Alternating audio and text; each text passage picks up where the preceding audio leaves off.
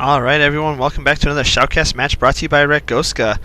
This replay was provided to me by Roberion through my Hotmail account, ratgoskasc2@hotmail.com.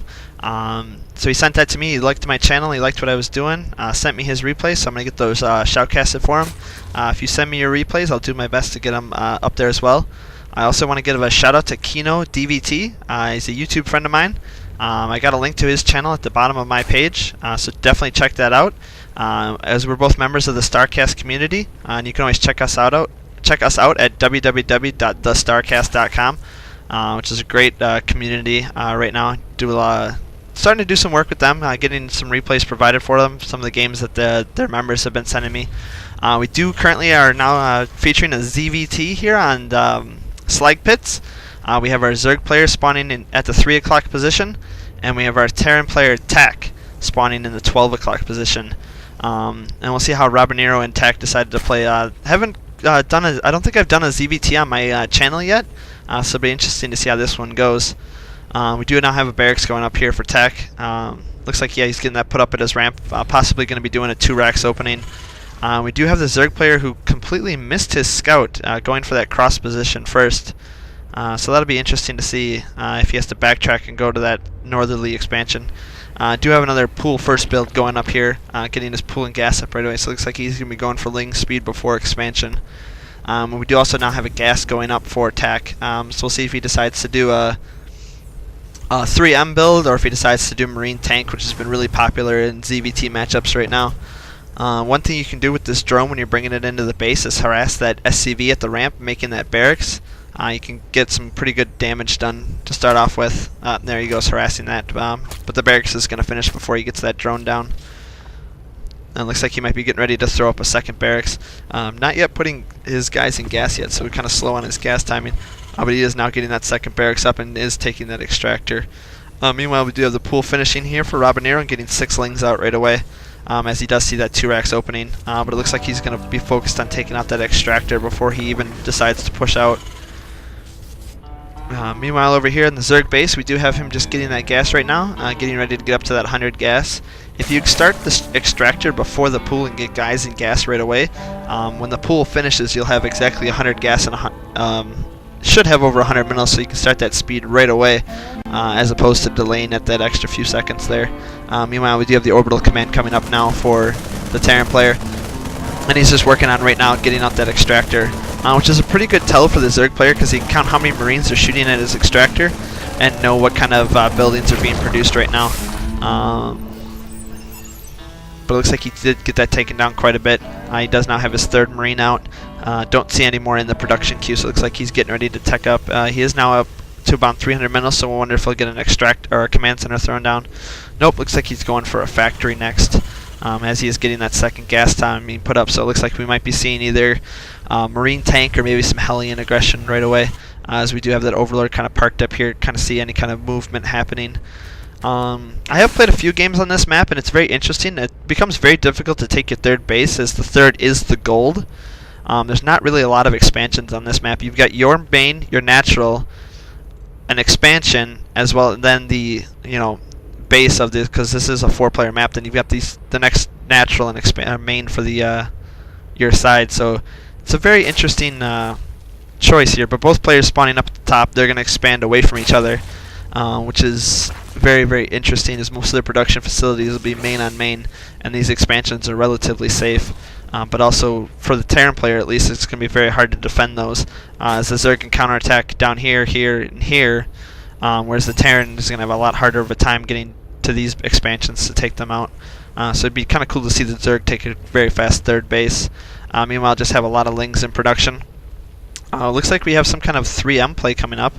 We do have a factory with a tech lab, but it looks like he's building Marauders right now with the concussive shell, which will slow down the Zerglings a little bit, but you'd have to get a lot of Marauders out to be able to do that kind of slowing. But he does still have his stim timing down. In the lower facility, we do have a tank now in production, but no siege tank upgrade, as he is slow to get that gas. But basically just one base on one base. We do have a lot of Zerglings moving out now for the Zerg player. Maybe some early aggression. Just about finished with that +1 upgrade. I'll see if these Lings can get in here and do quite a bit. That's a lot of Lings. Jeez Louise. That's going to do a significant amount of damage. This game could be over very fast. With that many lings in his base, he doesn't have that many units to take care of this. We do have some SCVs getting pulled off the line here. So those are going to be able to do quite a bit of damage. We'll see if the lings just focus down these units. But he's taking out, working on that tech lab right now. We do have 2 Marines coming out right now. All these SCVs are just getting taken out. Such a strong, aggressive opening here with no wall off. I mean, he literally just left himself wide open for an attack. But it looks like he is getting most of those lings cleared up, but he took a lot of damage. We'll see if he can get that tech lab down, and gets it. So no tech lab up right now. We'll see if he decides to finish up with that Marauder or cancel it just to get that tech lab up right away. No siege tank or no siege mode upgrade yet for these tanks. So these tanks are pretty weak against these Zerglings. We do now have a second base going up here for Roberion. The attack was hurt severely on that attack. I mean, he's sitting down at 5 harvesters right now. His economy is so far behind. I guess the Protoss or the Terran player decided his barracks didn't need to have full health, so he shot at it. Very interesting move right there. I'd like to see some Banelings come up and just wreck these supply depots, maybe take out the refinery, all these reactors as well. So it'll be interesting to see how he transitions. Don't have a Baneling nest quite in production yet. He isn't even taking his second gas. Researching that +1 armor for the Zerg units. 2 queens out right now. Looks like he might be getting ready to transfer those up and just pumping out the lings, pumping out the lings. It'd be nice to see our Terran player knowing that he's going such a heavy aggression build. Really needs to get those SCVs out, but it'd be nice to see if he can get a Hellion or 2 out, maybe protect his ramp. He can get a lot of aggression damage done. No expansion even coming out for the Terran player, so it looks like he's just going to be funneled into his base, trying to get his economy established. And here comes another round of lings. We'll see if these decide to push right into the main, or if they decide to work on the buildings. It'd be cool if he could sneak him in right through here, but I don't know if this is quite open or not, and just pick off those last remaining harvesters. So we'll have to see. Going for his lair tech right now, possibly transitioning into mutas. But no other tech paths, it looks like, are being shown right now. Mainly just focusing on Zerglings, as that's the only unit producing structure that the Zerg player has. Meanwhile, the Terran in his base is just trying to get out as many Marines and Marauders as possible to stay alive for as long as he can, as he is steadily falling behind in the macro game. Terran player even letting his economy get up. There he goes as he does another production cycle, but he was floating up around 400 minerals, and he does manage to supply block himself. If we look at harvesters, 13 now for the Terran player and 27 for the Zerg, but with those mules he's able to keep up in at least the mineral count, but he's falling behind in the gas. So as long as he focuses on mineral heavy units for a while he gets his economy up. We do now have a supply depot going up here for the Terran player to kind of wall this off, which will allow him to oh, then SCV's caught in a bad position, getting taken out. Meanwhile, the Zerg's just kind of doing a little contain here. Yeah, now we do have a Spire going up. So, I mean, the Zerg's just kind of toying with them by just leaving these Zerglings out here. Could easily just run those into the main and do quite a bit of damage. But meanwhile, as he keeps producing these units, he's just going to have more and more of a defense. We do now have a starport going up for the Terran. Don't really know what the starport's going to do. It's not going to be able to do too much. And the Terran player is deciding to push out with this small force, which is going to repel those Zerglings just a little bit. This is a pretty scary army for those Zerglings. If he micros them pretty well, he should be able to do quite a bit of damage. We now have a Nidus network going up for the Zerg. It looks like he's going to put that either up here, or maybe back here, or even down here. I mean, there's a lot of places open that he could put that up and get it complete. If we look at the Terran vision, he does have pretty good vision of his base. I don't know if there's anywhere that the Zerg can hide it, but he can definitely scare him a little bit with it. Switching back over to the everyone cam, we do not have any more production facilities going up, besides that Spire. So we'll see if he decides to get some Mutalisks up, loading up in the Nidus network right now, and we'll see where he decides to put that. One thing you can do is if you see a Nidus network going down by your mineral line, just highlight all your workers and attack it. You will lose a little bit of mining time, but your SCVs can take down the Nidus network before any units can pop out, which is good defense for that. So as long as you have good vision of your base, you're pretty much safe from any kind of Nidus play, as those Nidus swarms really don't have that much health. But here comes the Nidus spawning in the back of the mineral line right now, and we'll see how the Terran decides to deal with this. It doesn't look like his forces are moving out at all.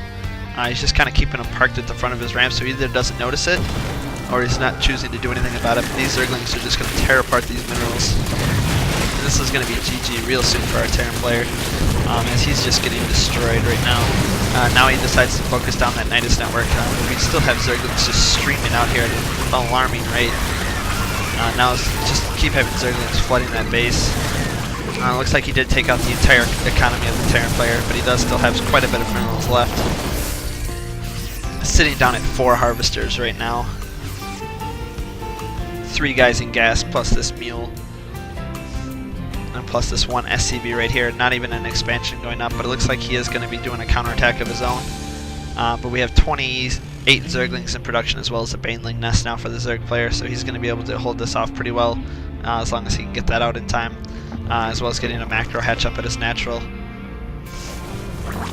Meanwhile, we do have the Terran force moving out here. They should be able to do quite a bit of damage, especially if he can keep his units alive for as long as possible.